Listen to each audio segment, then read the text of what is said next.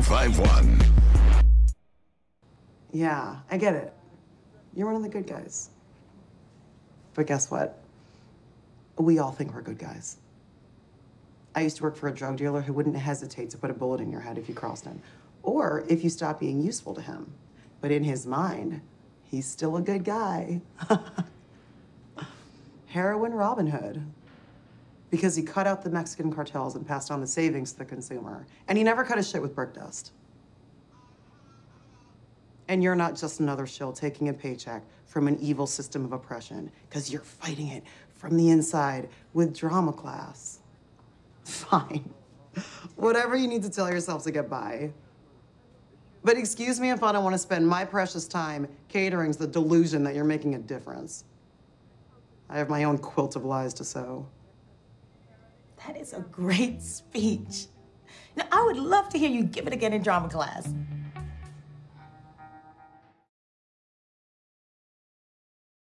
It's Power 1051, home of the Breakfast Club. Angie Martinez and Hip Hop and R&B at your main man, EmEz, with another installment of the Sunday Sit Down.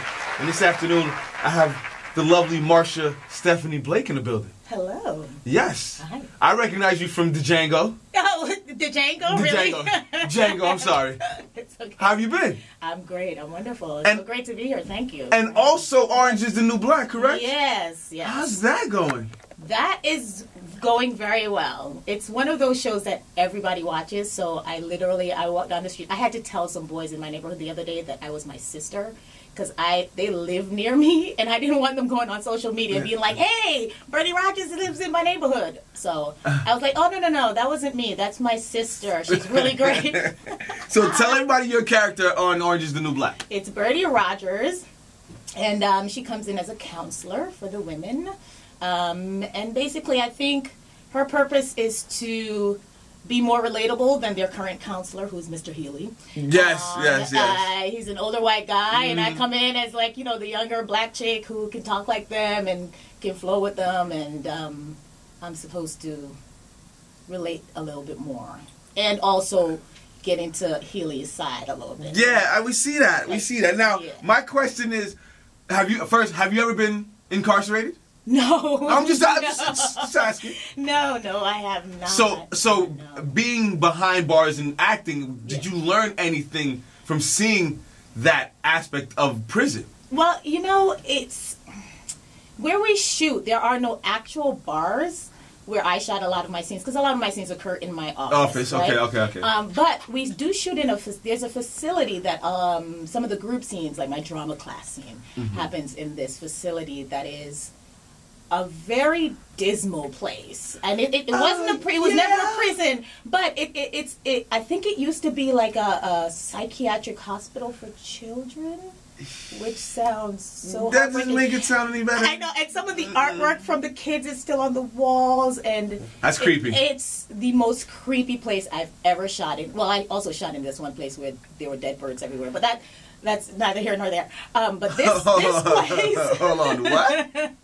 Dead birds? I shot in this one place. This is not for Orange. This was for something else. Okay. Where there was... it was like big, like, towering building. And it was all glass. And the kind of glass, I guess, wasn't reflective. So the birds couldn't see that they were flying into glass. So literally, you walk to the building and you're just passing dead birds. Just hitting glass and the woman, and the woman who was in charge said they cleaned them up every day. Because I was like, why are they still here? And she said, oh, no, we clean them up every day. So it's just a new batch of birds every morning. Batch of dead birds. Gotcha. That was number one, creepy. Number two was definitely the Orange is the New Black Psychiatric Hospital for children. Now, where are you from originally, your ethnicity? I am Jamaican. Oh, wrong one. Yeah, I'm from Clarendon, wrong one. Okay. You come from... I'm Haitian. Oh, okay, so close enough. West Indies. Yeah, We good. It's all good. So, how did you get cast for your role in Orange is the New Black?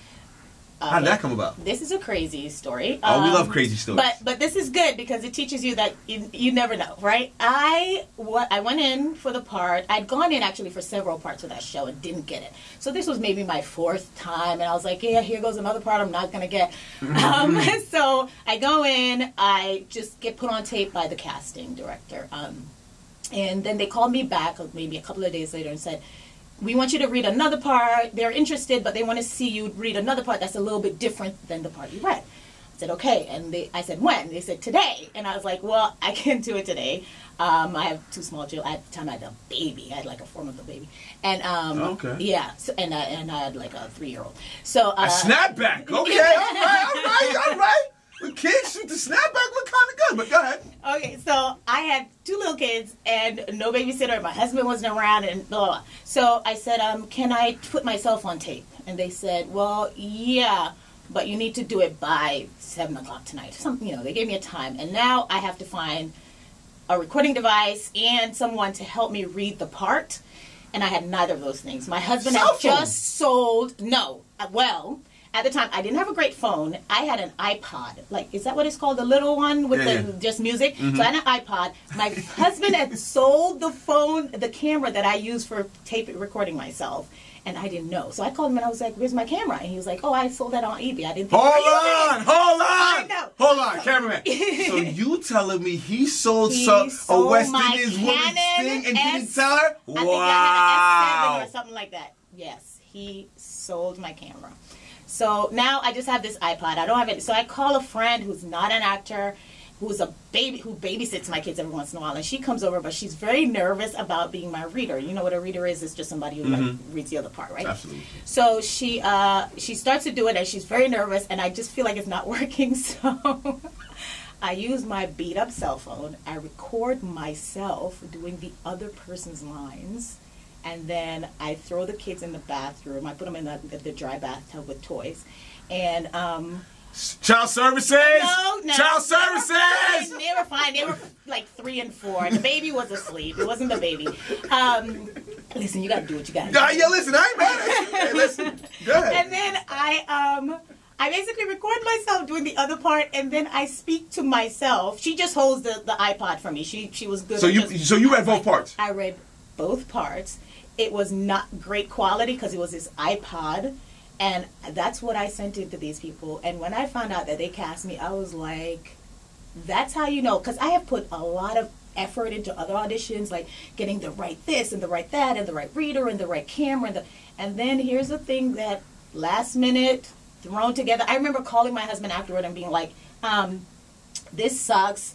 I don't know why I just wasted my time. This quality sucks. And I had to read to myself. And this is a waste of my time. And I had a meltdown. And then that's the part I got. So that's how I got that. See, persistence, man. You never know when that big break is going to come. I know. Congratulations on the role and everything like that. You were in Django. I was sort of in Django. Explain. Sort of. I was up for a major role in Django, didn't get it. And then I think